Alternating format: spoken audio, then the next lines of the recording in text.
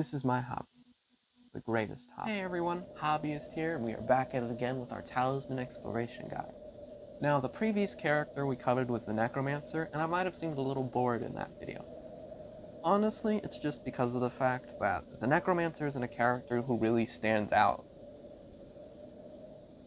He doesn't have any abilities that just allow him to thrive inside of this expansion, in comparison to the other characters that I've covered before.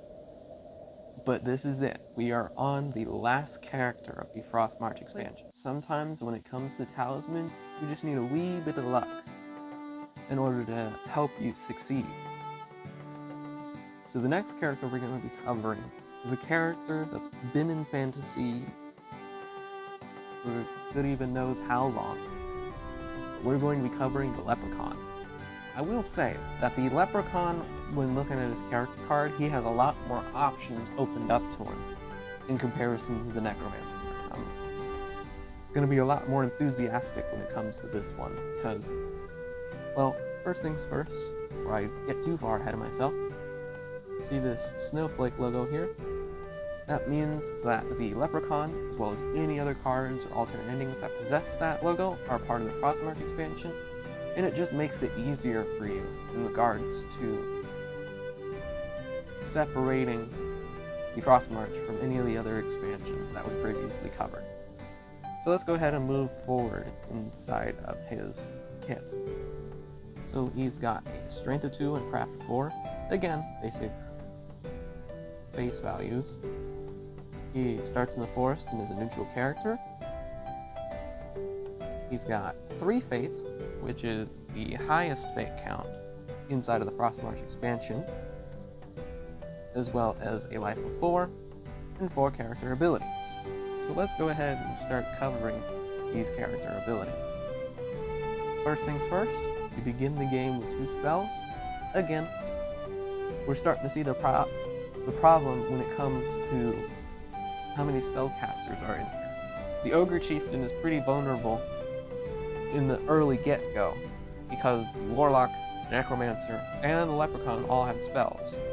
And it makes sense for the Leprechaun to have spells, because he's a lucky little rascal, if you will. He is able to have his own magic. So let's go ahead and go into the second character ability. You need not roll the die in the forest unless you wish to.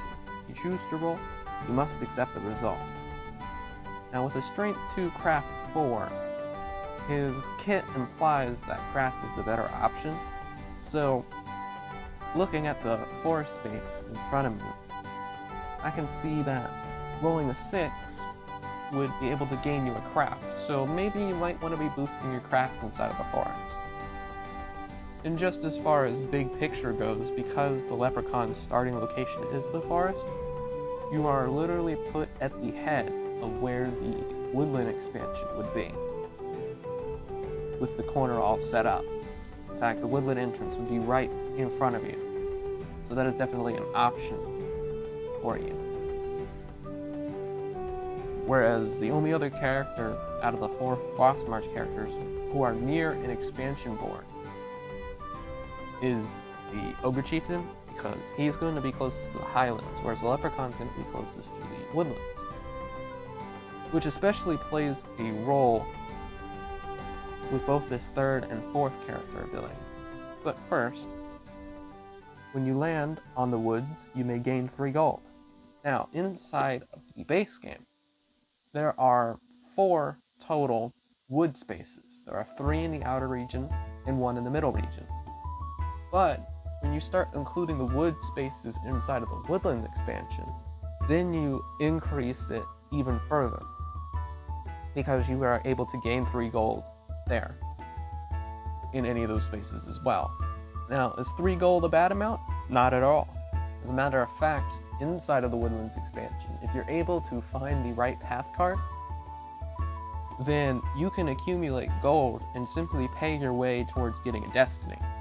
So that is definitely something inside of the Leprechaun's wheelhouse. If you're landing on the wood spaces enough, maybe you don't have to go into the highlands and search for the gems, because you're producing gold all on your own. And then as you produce gold there, you go onto the opposite side of the board, which will be the top right where the city expansion is, and then you can start buying objects from there, whether it be from the Magic Emporium or boosting your own strength. It's entirely up to you which way is able to help you out. But this last character ability honestly is what makes the Leprechaun a pretty formidable threat inside of Frostmarch expansion. And that is, whenever you roll a 6 for your move, you may teleport to any other space in the same region instead of moving normally. So, thinking of it from this small scale, it's anywhere in the outer region right now, or anywhere in the middle region. And because it says same region, it doesn't specify that this also can't be the case inside of the inner region. But now thinking back on the actual rules, the Plane of Peril does state on the board that you can only move one space at a time. So if you had the capability of rolling a die, then it would honestly be one of the most overpowered abilities. But it's still a good ability regardless, because that gives you the ability to teleport anywhere inside of the woodlands. If you need a straight shot to the Meeting with Destiny space, or if you're trying to get straight to the Eagle King when you go to the Highlands, being able to roll a 6 might be able to get you there quicker, or get into the Lord of Darkness in the dungeon, because 2 spaces over is literally the ruins where the dungeon entrance will sit in front of. And then on the opposite side, with the city expansion, being able to teleport anywhere in the city when you need to get certain shops quicker,